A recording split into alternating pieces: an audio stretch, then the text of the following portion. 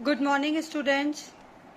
We are continuing our topic function of currency and role of currency in the economy. We talk about how the currency is useful, what are the roles played by the currency. Here is the paragraph. We are continuing with the help of currency it becomes possible to transform savings into investments. मतलब हम हमारी savings को investments में बदल सकते हैं currency की मदद से. In an economy, depositors and investors are two different sections. People deposit their savings in the form of currency in bank and other financial institution. These institutions provide this currency in the form of loans to entrepreneur for the purpose of investment. देखिए कैसे होगा ये. आपकी earnings है 50,000 rupees, ठीक है, 50,000 rupees and 40,000 rupees आपने क्या कर दिया, ये आपकी अर्निंग थी यानी इनकम थी, ठीक है, और ये आपका हो गया एक्सपेंस, मतलब आपने खर्चा कर दिया 40,000 का. 10,000 जो आपका बचा है अमाउंट वो आपकी सेविंग्स कहलाएगी. क्या कहलाएगी? सेविंग्स, ठीक है. तो कुछ लोग होते हैं जो क्या करते हैं, सेव करते हैं मनी, ठीक है, जिनके पास पैसा बचा हुआ होता है तो वो उसका क्या करते हैं, डिपॉजिट करवाते हैं, मतलब उसको बैंक में डिपॉजिट करवा देते हैं. तो ये डिपॉजिट हो गया, ये डिपॉजिट करवा दिया बैंक के अंदर, ये रहा बैंक, ठीक है, बैंक के अंदर. तो ये कौन कहलाएंगे, ये लोग जो सेविंग्स को डिपॉजिट करवाते हैं ये कहलाते हैं डिपॉजिटर्स, ठीक है.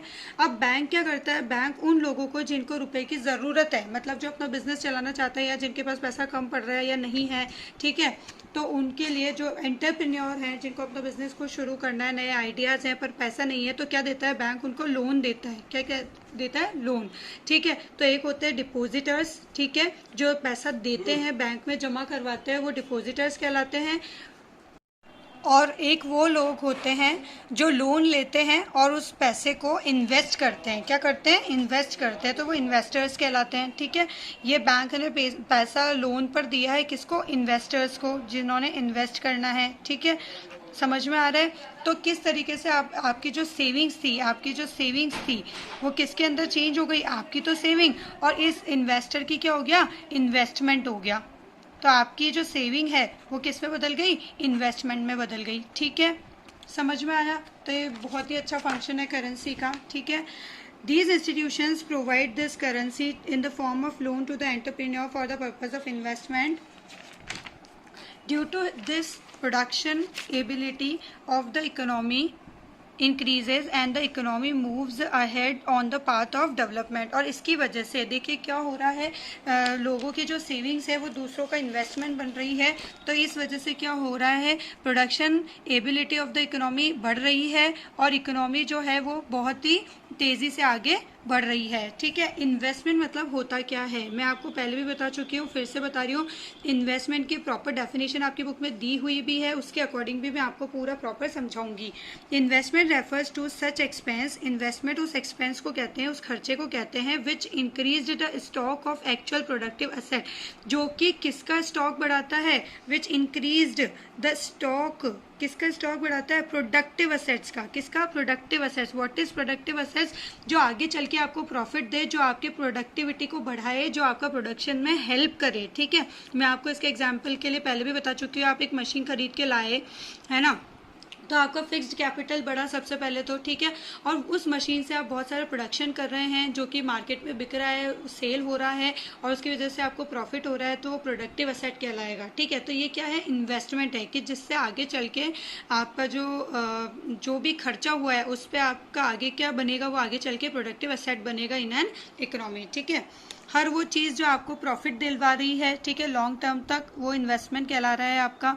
Through currency a consumer is able to obtain the condition of maximum satisfaction. Currency के जरिए एक कंज्यूमर जो है वो मैक्सिमम सेटिस्फैक्शन तक पहुंच सकता है, क्योंकि करेंसी का एक बहुत ही अच्छा फीचर है, वो है डिविजिबिलिटी. मतलब करेंसी इज इजीली डिविजिबल, आप करेंसी को बांट सकते हैं. Therefore a consumer can spend his money, consumer अपना पैसा स्पेंड कर सकता है ऑन वेरियस गुड्स, बहुत सारे गुड्स एंड सर्विसेज पे, in such manner that he is able to derive maximum satisfaction. मतलब बहुत सारे गुड्स और सर्विसेज पे, बहुत सारे गुड्स और सर्विसेज पे आप क्या कर सकते हैं, पैसा इन्वेस्ट कर सकते हैं, उसको डिवाइड करके कि भाई इस यूनिट में या इस फैक्ट्री में इतना पैसा लगाना है, उसमें उतना लगाना है, ठीक है. तो ये बहुत ही अच्छा इसका फीचर है. Freedom of choice of goods to the consumer, currency allow करती है choice of goods to the consumer, मतलब कंज्यूमर की जो चॉइस है गुड्स को लेकर के उसको भी अलाउ करती है। Currency also plays an important role in production sector, production sector के अंदर करेंसी बहुत अच्छा रोल प्ले करती है। Due to adoption of labour distribution and specialisation through currency, production on large scale has become possible. Due to adoption of labour distribution and specialisation, labour की distribution और specialisation की वजह से production जो है वो क्या हो रहा है, production on large scale has become possible, production बहुत अच्छी लेवल पे या फिर आप यूँ कह सकते हैं अच्छी क्वांटिटी में लार्ज स्केल पे पॉसिबल हो पा रहा है। कैसे? Specialisation takes place when an economic resource produces a specialised product और सर्विस। स्पेशलाइजेशन तब होता है जब when an economic resource produces a specialised product और सर्विस, जब इकोनॉमिक रिसोर्स के थ्रू हम कोई स्पेशलाइज्ड प्रोडक्ट या सर्विसेज को उत्पन्न कर पाते हैं। देखिए मैं आपको इसको नॉर्मल लैंग्वेज में समझाती हूँ। जैसे मान लीजिए एक फैक्ट्री है जिसमें बहुत सारे डिफरेंट डिपार्टमेंट्स हैं या यूनिट्स हैं, जैसे कि हम टेक्सटाइल इंडस्ट्री ले लेते हैं, ठीक है। उसके अंदर एक यूनिट है जो धागे से कपड़ा बुनती है, ठीक है। दूसरी यूनिट है जहाँ पे वो प्रिंट होने जाता है, ठीक है, कपड़ा। फिर तीसरा एक यूनिट है जहाँ पे डाइंग होती है, उसकी मतलब कलर होता है, ठीक है, डाई होता है वो कपड़ा, ठीक है। और एक और यूनिट है जहाँ पे उसकी पैकेजिंग होती है। समझ में आ गया? अब जो यूनिट वीविंग करती है, बुनती है या मतलब धागे से उसको क्लोथ में कन्वर्ट करती है, टेक्सटाइल में कन्वर्ट करती है, वहाँ पर जो लोग काम कर रहे हैं, जो लेबर्स काम कर रहे हैं, वो स्पेशलाइज्ड हो चुके हैं अपने काम में, तो डेली वो काम करते हैं। तो अब उनकी एफिशिएंसी इंक्रीज हो गई है क्योंकि अब वो यूज टू हो गए और बहुत ज़्यादा स्पेशलाइज्ड हो गए हैं उस काम में। तो स्पेशलाइजेशन गेन करने के बाद क्या हो गया, अब वो प्रोडक्टिविटी उनकी बढ़ गई है। समझ में आ गया? यही सारी चीज़ आपको इस पैराग्राफ में दे रखी है, पढ़ देती हूँ मैं आपके लिए।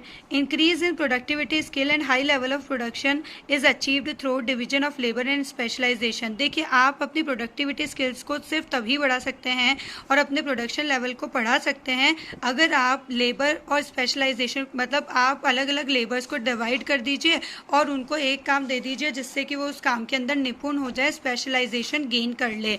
अब जब आप देखेंगे डाइंग वाले जो सेक्शन है, यूनिट है, उसके अंदर जो लोग हैं वो इतने एक्सपर्ट हो गए हैं डाइंग करने में कि उनको पता है कि कितना टाइम क्या लगेगा, कितना कलर लगेगा वगैरह वगैरह, जो भी मतलब काम है उसके अंदर वो स्पेशलाइज्ड हो गए हैं।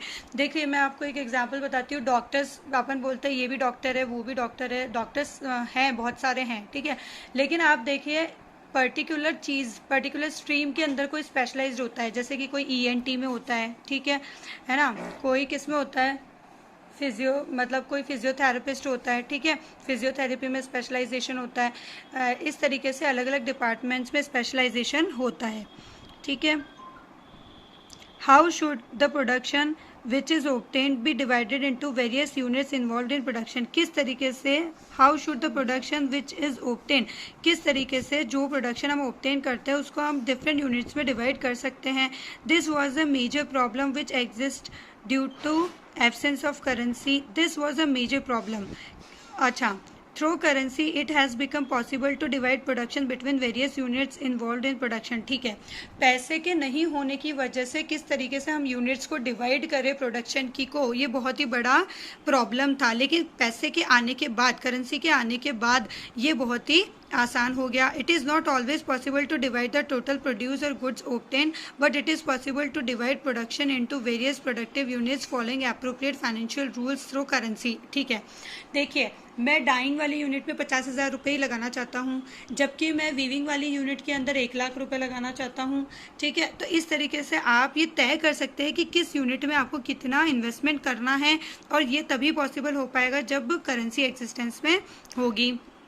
Due to currency rapid increase in domestic and international trade has become possible. Currency की वजह से डोमेस्टिक और इंटरनेशनल ट्रेड के अंदर बहुत ही बड़ा मतलब इंक्रीज हुआ है, मतलब बड़ा है, ज़्यादा रैपिड इंक्रीज आया है डोमेस्टिक और इंटरनेशनल ट्रेड के अंदर, ठीक है। Region of trade is limited and it is not possible to conduct trade in excessive amount under the barter exchange system. Reason of trade is limited. देखिए barter exchange के अंदर जो हमारे एरिया होता था, जो हमारा मार्केट होता था, वो बहुत ही लिमिटेड होता था, रीज़न बहुत ही लिमिटेड होता था। जबकि करेंसी आने के बाद it is not possible to conduct trade in excessive amount under the barter. Okay, लेकिन करेंसी आने के बाद हमारा जो रीज़न है वो बहुत क्या हो गया, फैल गया है, या यू कैन से कि अनलिमिटेड हो गया है, क्योंकि बार्टर एक्सचेंज के अंदर आप बहुत ज़्यादा रीज़न कवर नहीं कर सकते। अब आप बोलेंगे क्यों? क्योंकि मतलब ट्रांसपोर्टेशन इतना ज़्यादा नहीं होता बार्टर एक्सचेंज के अंदर, जबकि करेंसी जो है वो एक देश से दूसरे देश भी पहुंचाई जा सकती है। समझ रहे हैं आप? जैसे यहाँ से बार्टर एक्सचेंज में क्या होता है, लेट से कि आप एक घोड़े के बदले में एक बुक ले रहे हैं, तो आप अब जो घोड़ा है वहाँ तक इतना मतलब आप कितनी दूरी तक आप उसको ले जा पाएंगे?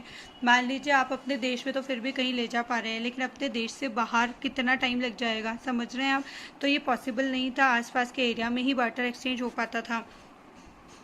At present time, the form of welfare state has become very important. The state or government runs various schemes for the welfare of its citizens. Citizen के वेलफेयर के लिए बहुत सारी स्कीम्स चलाई गई है गवर्नमेंट द्वारा। The government has to incur huge expenditure on these scheme. सरकार ने भारी खर्चा किया है इन स्कीम्स के ऊपर। The government complements this expense through taxes and public loans which can only be obtained in the form of currency. और government जो है ये सारे एक्सपेंसेस को पब्लिक से कैसे ले पाती है? टैक्सेस के थ्रू या फिर पब्लिक लोन्स के थ्रू, जो कि करेंसी आने के बाद ही पॉसिबल हो पाया है। At present the level of development achieved by mankind has been possible due to the invention of currency itself. अगर हम आज की बात करें तो जो डेवलपमेंट हमारे मैनकाइंड में हुआ है, हमारी जो मनुष्य जाति है उसके अंदर अगर हमारे में डेवलपमेंट आया है तो वो ड्यू टू करेंसी ही आया है। या फिर आप ये कह सकते हैं कि ये सब पॉसिबल इसीलिए हो पाया क्योंकि करेंसी का इन्वेंशन हो पाया। Probably there is no such sector in human life where currency does not play any role. हम कह ही नहीं सकते ह्यूमन लाइफ के अंदर ऐसा कोई सेक्टर बचा ही नहीं जहाँ पर करेंसी काम ना आती हो। Currency is a means and not an and result. Currency एक जरिया है, ना कि कोई आखिरी मंजिल। कहने का मतलब एक एंड रिजल्ट नहीं है, ये तो एक जरिया है जिसके थ्रू आप क्या कर पा रहे हैं, इतनी सारी चीज़ें कर पाएँ। इन शॉर्ट और you can say in summary, आपने इसके अंदर ये पढ़ा कि करेंसी का जो रोल है वो बहुत ही बड़ा है। और after the invention of currency you are able to purchase the things, you are able to do any work which you want to do without any limitation. Okay, all these is possible with the help of currency because currency has a characteristic of easily divisible. Second, it gives maximum satisfaction. How it will give maximum satisfaction? Let's say let's take an example. आप एक shop पर गए, आपके पास 100 rupees हैं, ठीक है। अब अगर मान लीजिए इसकी जगह बार्टर एक्सचेंज होता तो आपके पास सिर्फ एक चीज़ होती, जैसे मान लीजिए आपके पास पेन है, ठीक है, पेन है। आप शॉप पे तो नहीं जाते, आप दूसरे जो भी इंसान है जिससे आप एक्सचेंज करना चाहते हैं अपनी चीज़, मान लीजिए आपको रिमोट चाहिए, ठीक है, तो आपने पेन दिया और रिमोट लिया, यानी एक चीज़ के बदले आपने दूसरी चीज़ ले ली, ठीक है। यहीं पर आप एक नोट लेके गए 100 रुपये का, शॉप पे गए और आपने कहा कि एक काम करिए, 20 रुपीज़ का तो रिमोट दे दीजिए, 10 रुपीज़ का पेन दे दीजिए, 20 रुपीज़ की चॉकलेट्स दे दीजिए, 20 रुपीज़ की अदर थिंग्स दे दीजिए। मतलब ऐसे करके आपने 100 रुपीज़ में बहुत सारे सामान खरीद लिए, मतलब 3-4 सामान खरीद लिए। दिया तो आपने एक ही नोट, लेकिन आपने सामान क्या है, खरीद लिए जितने, मतलब अप टू 100 रुपीज़ जितने भी सामान आ सकते हैं आपने खरीद लिए। तो it will give you more satisfaction, ठीक है। तो आप अपनी करेंसी जो है उससे क्या ले सकते हैं, ज़्यादा से ज़्यादा बेनिफिट उठा सकते हैं। और इतना ही नहीं, आप चाहें तो जितनी लिमिट में आपको खर्च करना है, जैसे मान लीजिए अगर आपको ये पेन देना पड़ता तो पूरा देना पड़ता, आधा तोड़ के नहीं दे सकते। लेकिन अगर नोट है तो आपके पास भले 100 का नोट है, लेकिन अगर आप 50 की ही सामान खरीदना चाहते हैं कि मेरे को तो 50 रुपये के ही सामान चाहिए, तो आप क्या कर सकते हैं, 50 रुपीज़ के परचेज करके सामान और 50 रुपीज़ अपने पास रख भी सकते हैं। इट मीन्स करेंसी बहुत ही ज़्यादा क्या है, हेल्पफुल है इन सारी चीज़ों में, ठीक है। इसके सिवा हमने क्या क्या पॉइंट्स पढ़े करेंसी के लिए, हमने ये सारे पॉइंट्स पढ़े लिए हैं कि मीडियम ऑफ एक्सचेंज होता है, स्टोर ऑफ वैल्यू होता है, सारे फंक्शंस हमने देख ही लिए। इतना ही नहीं, अपनी सेविंग्स जो होती है उसके हम इन्वेस्टमेंट में भी कन्वर्ट कर सकते हैं, ठीक है। यही सब अभी हमने पढ़ा।